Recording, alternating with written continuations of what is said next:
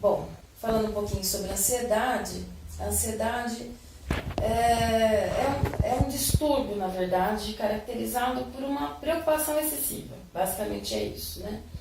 Essa preocupação excessiva, normalmente ela é muito superior ao estímulo. Então, suponhamos que o indivíduo se preocupa demais em ser atropelado, então para que ele não seja atropelado, ele nem sai na rua, né?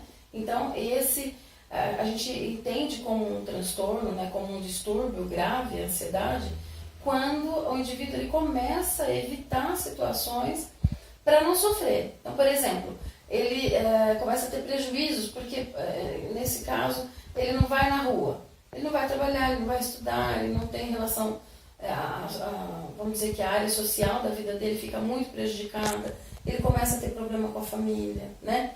Enfim, o indivíduo começou a ter prejuízos por conta de algum comportamento relacionado à ansiedade, a gente já pode entender que isso é um distúrbio, isso virou um transtorno e aí precisa ser tratado. Como a gente identifica isso, né? Então, a gente identifica pelas perdas. Normalmente, o indivíduo, quando ele vem para o consultório, esse paciente ele já vem com uma perda enorme. Ele está tendo problema no relacionamento, por exemplo, do casamento, está tendo problema com o filho, está tendo problema no trabalho, está tendo problema de dinheiro, né? Porque às vezes, dependendo do nível, né, de como está esse transtorno, a pessoa não está nem trabalhando mais, né? Então, aí a gente já identifica que a necessidade de tratamento é imediata.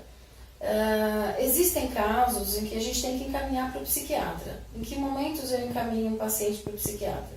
Quando o transtorno está muito excessivo e esse comportamento dele de ansiedade, de preocupação, de medo está muito exacerbado e tem que tomar medicação, né? Então aí eu encaminho isso para um psiquiatra, esse paciente. Lá ele vai diagnosticar exatamente qual é prescrever a medicação adequada e qual é o nível da ansiedade dele. E junto com a medicação a gente vai trabalhando isso aqui no consultório em terapia. Para que esse indivíduo vá percebendo, né, o que ele está fazendo com a vida dele, por que ele está fazendo tudo isso. A ansiedade ela não vem do nada, ela vem de alguma história, né, vem de alguma neurose, algum trauma que essa pessoa já passou.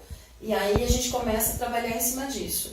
Então a gente trabalha o agora, o aqui e o agora, e ao mesmo tempo vai fazendo uma ponte lá com o passado, para que esse indivíduo vá identificando, né, o padrão de comportamento inadequado que ele tem, né, dessa preocupação excessiva, a maneira como ele analisa a situação para que ele sofra tanto. Então, a gente vai trabalhando isso para que ele vai se estruturando e ele vai se fortalecendo, encontrando novas maneiras de lidar com situações parecidas. E aí, quando ele chega lá atrás, conforme a gente vai voltando no passado dele, ele vai identificar exatamente o ponto em que tudo aquilo começou, né? Foi lá na educação com os pais, normalmente.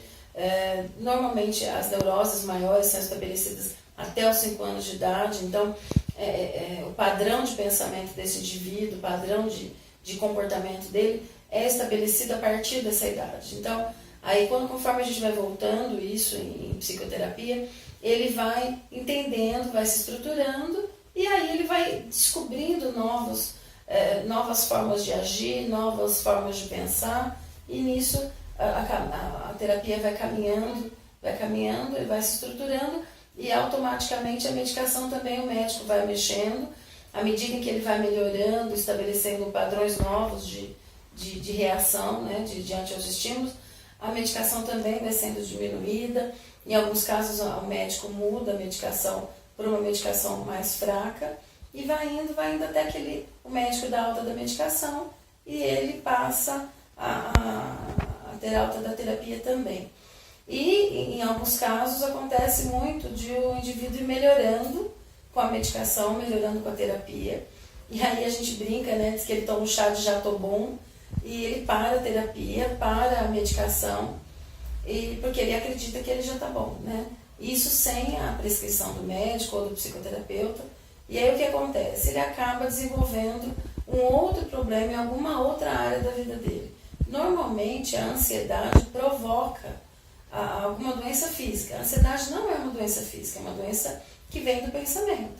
Mas da maneira como ela for encarada, o quanto mais ela vai se agravando, isso vai ocasionando problemas no corpo físico também, né? Por exemplo, uma gastrite que evolui para uma úlcera e assim por diante. Problemas cardíacos, diabetes, entre outros problemas vão surgindo.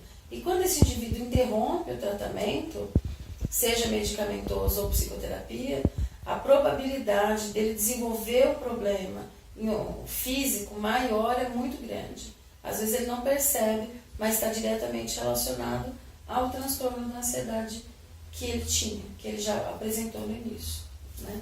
Então, daí a importância de seguir o tratamento direitinho, né, com o psicoterapeuta e mais o médico, né, o psiquiatra, e para que se tenha uma melhora realmente significativa e o indivíduo aprenda a lidar com isso de uma maneira onde ele nunca mais vai desenvolver, porque a partir do momento que você aprende o que te levou, né, identificou por que te levou àquele transtorno de ansiedade maior e como resolver, a gente também aprende quais são os sinais, aprendeu quais são os sinais, né, são aqueles alertas que nós temos que vão mostrando pra gente, olha,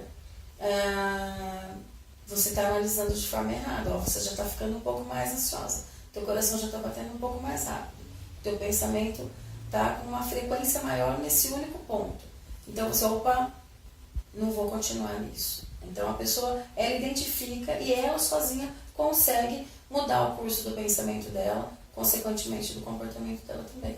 Por isso que o tratamento